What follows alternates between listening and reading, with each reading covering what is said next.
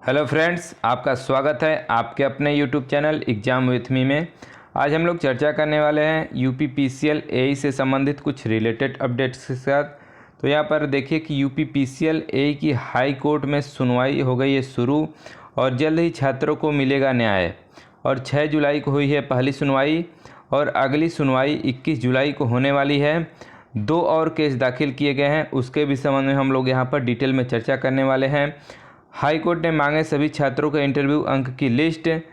और यहाँ पर देखिए जो हाई कोर्ट का आज का जजमेंट है उसकी यहाँ कॉपी है। हम लोग यहाँ पर इसको डिटेल में देखने वाले हैं। तो चलिए शुरू करते हैं। अगर आप चैनल पर नए हैं तो चैनल को सब्सक्राइब जरूर कर लें ऐसे ही लेटेस्ट अपडेट पाने के लिए, और अपने मित्र को शेयर करना ना भूलिएगा।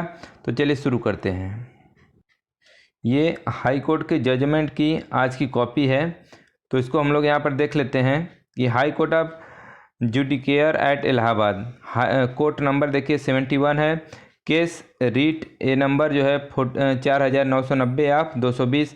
यहाँ देखिए जो पेटिशनर है, पेटिशनर माने याचिकाकर्ता जो है वीरेंद्र कुमार सिंह हैं। वहीं रिस्पोंडेंट जो प्रतिवादी हैं वो secretary electricity service commission Uttar Pradesh power corporation limited हैं।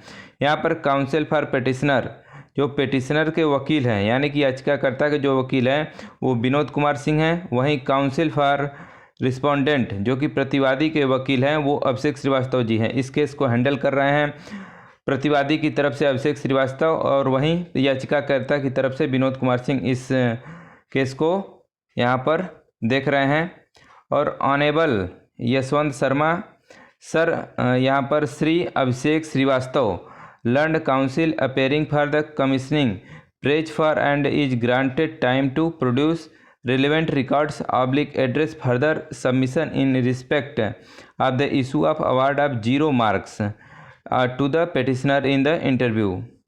यहाँ पर कहा गया है कि जो कि ये जज का ऑर्डर है, यूपी पीसीएल के लॉयर से पूछा गया है कि 0 मार्क्स आपको यहाँ पर किस बेसिस पे इस कैंडिडेट को आपने 0 मार्क्स दिया है। सारे रिकॉर्ड्स आपको जो है यहाँ पर जैसे include in the list of fresh cases of 21 जुलाई 2020, यहाँ पर आपको सारे रिकॉर्ड जैसे कि सभी स्टूडेंट के जो इंटरव्यू मार्क्स हैं यहाँ पर कोर्ट द्वारा मांगे गए हैं 21 जुलाई को लेकर। यहाँ पर जो कि रिस्पोंडेंट के वकील हैं अभिषेक श्रीवास्तव जी, इनको लेकर उपस्थित होना है। ये देखिए ऑर्डर डेट 6 जुलाई 2020 का है। और इसी के क्रम में जो कि यूपी पीसीएल के एग्जीक्यूटिव इंजीनियर जेके सिंह हैं उन्होंने भी ट्वीट करके बताया है, तो उसको भी हम लोग यहाँ पर देख लेते हैं। जो देखिए यूपी पीसीएल के एग्जीक्यूटिव इंजीनियर जेके सिंह हैं, इनके द्वारा कहा गया कि माननीय ऊर्जा मंत्री जी द्वारा प्रकरण की समीक्षा की गई है तथा इस संदर्भ में अध्यक्ष Uttar Pradesh power corporation limited को भविष्य में होने वाली साक्षात प्रक्रिया में सुधार करने हेतु आवश्यक निर्देश दिए गए हैं। तो ऐसा है कि नेक्स्ट टाइम से गड़बड़ी न हो, बट कैंडिडेट्स इसी बार जस्टिस की मांग कर रहे हैं और केस को हाई कोर्ट में दाखिल कर दिया गया है, जो कि इसकी पहली आज जो है पहली सुनवाई कंप्लीट हो चुकी है। नेक्स्ट हियरिंग जैसा कि आपको बताया गया कि 21 जुलाई को होने वाली है अगली सुनवाई। और साथ ही साथ आपको बता दें कि इसमें 2 और केस दाखिल किए गए हैं ये लखनऊ हाई कोर्ट में, और उस केस की समीक्षा कर रहे हैं अमिताभ ठाकुर की पत्नी हैं नूतन ठाकुर। वो जो है कि वहाँ जो लखनऊ हाई कोर्ट है वहाँ पे ये मतलब वहाँ पे ये इस केस को वो हैंडल करेंगी। वहाँ पे जो पेटिशनर की वकील रहेंगी वहाँ पे वो नूतन ठाकुर रहने वाली हैं। और आपको बता दें कि यूपी पीसीएल ऐसा ऑर्गेनाइजेशन जो पूरे इंडिया में जहां इंटरव्यू में 0 मार्क्स दिए गए हैं और यहाँ पर दशमलव के बाद 4 डेसिमल तक यहाँ पर अंकों को दिया गया है। आरटीआई में सवालों के जवाब यहाँ पर नहीं दिए जाते हैं, बार बार पूछने पर भी आरटीआई में ये पूरी जानकारी नहीं देते हैं। यहाँ हम लोग पूरे प्रकरण को देखें तो यूपी पीसीएल ने वीरेंद्र कुमार को इंटरव्यू में 25 में से यहाँ पर 0 मार्क्स दिए थे। इसका कारण जानने के लिए उसके द्वारा इलाहाबाद हाई कोर्ट में पीआईएल फाइल की गई। केस रीट ए नंबर यहाँ पर 4990/2020 की गई थी, क्योंकि 0 मार्क्स देने की वजह से उसका सिलेक्शन मात्र 0.5 मार्क्स से रह गया था, जिसकी सुनवाई यहाँ पर 6 जुलाई 2020 को थी। माननीय जज ने केस को काफ़ी गंभीरता से लेते हुए नाराज़गी व्यक्त की तथा यूपीपीसीएल के वकील से 0 मार्क्स देने का कारण पूछा तो कुछ बोल नहीं पाए। और तो और जज ने यूपीपीसीएल से सभी छात्रों के जो रिकॉर्ड प्रस्तुत करने को कहा गया है, जिससे ये पता लगाया जा सके कि ऐसा और कितने लोगों के साथ हुआ है और इसमें कितनी धांधली हुई है तथा केस की अगली सुनवाई यहाँ पर 21 जुलाई को होगी। और यूपीपीसीएल ने ऐसा केवल वीरेंद्र कुमार के साथ ही नहीं किया, बल्कि लोग जो भी इसका शिकार हुए हैं, जो लिखित परीक्षा में अपनी कैटेगरी में टॉप किए थे लेकिन इंटरव्यू में 0.2 यहाँ पर देखिए 0, 2.27, 3.125, 4.6875 मार्क्स लेने की वजह से वो फाइनल सिलेक्शन से 0.3 से लेकर 1 मार्क्स से रह गए थे।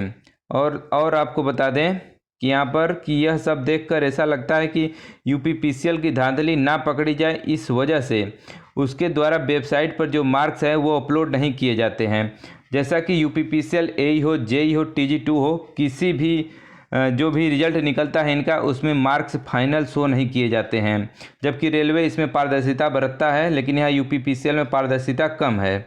यहाँ पर देखिए कि इन लोगों को आरटीआई के द्वारा उनके मार्क्स पता चलने के बाद ये विश्वास हो गया कि इनका सिलेक्शन यूपीपीसीएल में धांधली की वजह से नहीं हुआ है, जिसके कारण छात्रों में रोष है। आखिर कब तक काबिल छात्रों को इस लेवल की धांधली का शिकार होना पड़ेगा? क्या यूपी में कोई ऐसा सरकार नहीं है जो ईमानदारी से एग्ज़ाम करा सके, जिससे लोगों को बार बार यहाँ पर कोर्ट का दरवाज़ा ना खटखटाना पड़े? और यहाँ पर और बात करें तो कुछ समय पहले यूपी के मुख्यमंत्री ने कहा था कि यूपी के युवाओं में टैलेंट की कमी है। अब यूपी सरकार पर यह प्रश्न यहाँ पर उठता है कि कमी युवाओं में है या सरकार में है। जैसा कि आप देख रहे हैं कि यहाँ पर किसी भी कोई भी एग्ज़ाम है, बिना हाई कोर्ट में गए, मतलब हाई कोर्ट सुप्रीम कोर्ट हो, जो भी हो, बिना कोर्ट में गए यहाँ पर फाइनल सिलेक्शन लेना असंभव सा नज़र आने लगा है। तो ऐसे ही सभी जो भी प्रतियोगी छात्र हैं वो काफ़ी निराशा की स्थिति में रहते हैं। पहले प्री दीजिए, फिर इंटरव्यू, यहाँ पर प्री दीजिए, मेंस दीजिए, फिर इंटरव्यू दीजिए, फिर उसके बाद हाई कोर्ट जाइए, तमाम इसमें स्टेप होते हैं। उसके उपरांत ही यहाँ पर ज्वाइनिंग मिल पाती है, उसमें सालों निकल जाते हैं, जिससे घर वाले उनके और ज़्यादा परेशान हो जाते हैं। यह जानकारी श्रीमान प्रशांत श्रीवास्तव जी के द्वारा उपलब्ध कराई गई, जो कि इन्होंने भी यहाँ पर एग्ज़ाम दिया हुआ था। ये भी कुछ ऐसे ही इसके शिकार हुए हैं, उनको भी ऐसे ही इंटरव्यू में कम मार्क्स दिए गए और वो फाइनल सिलेक्शन से बाहर हो गए। तो ऐसे ही आशा करते हैं कि यूपीपीसीएल में आगे जेई की जो भी टीजी2 का आगे जो भी एग्ज़ाम है उसमें ऐसी धांधली न देखने को मिले, जिससे कि प्रतियोगी छात्र निराश ना हो वो अपनी जो भी एग्ज़ाम का है उससे आगे अपने को तैयारी में बराबर बनाए रखें। और ऐसे ही लेटेस्ट अगर अपडेट आपको पाना है तो आप हमारे चैनल को सब्सक्राइब कर सकते हैं। लाइक करें, शेयर करें, सब्सक्राइब करें। Thanks for watching this video.